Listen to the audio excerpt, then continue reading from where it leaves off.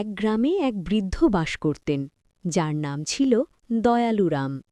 তিনি সারা জীবন প্রচুর দান ধ্যান করেছেন, নিয়ম করে পূজা করেছেন এবং সমাজের সব নিয়ম মেনে চলেছেন। কিন্তু বৃদ্ধ বয়সে তার মনে এক গভীর অস্থিরতা তৈরি হল। তিনি ভাবতেন, আমি কি যথেষ্ট পুণ্য করেছি? পরকালে আমার কি হবে? আমার ভুলগুলোর শাস্তি কি আমাকে পেতে হবে? শান্তির খোঁজে তিনি পাহাড়ের ওপর থাকা এক মহাত্মার কাছে গেলেন।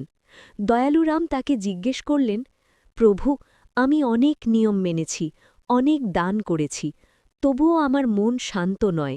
আমি কিভাবে মুক্তি পাব?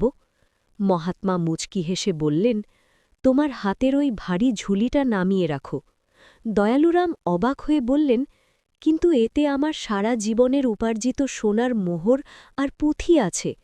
আমি এগুলো আগলে রাখলে তবেই তো নিজেকে নিরাপদ মনে করি। মহাত্মা বললেন, এই ঝুলিটাই তোমার অহংকার।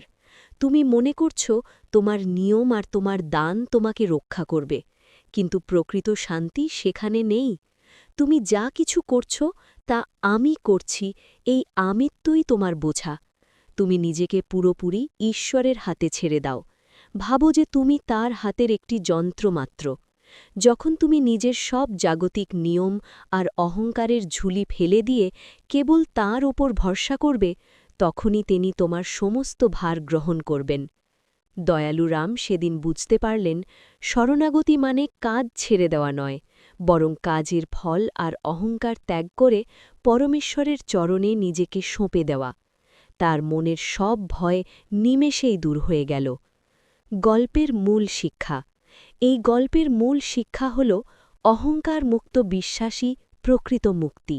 মানুষ যখন তার সব জাগতিক নিয়ম বা আমি করছি এমন ভাব ছেড়ে দিয়ে একাগ্রচিত্তে ঈশ্বরের শরণাপন্ন হয়, তখন তিনি স্বয়ং সেই ভক্তের যাবতীয় পাপ আর ভয়ের দায়িত্ব নেন।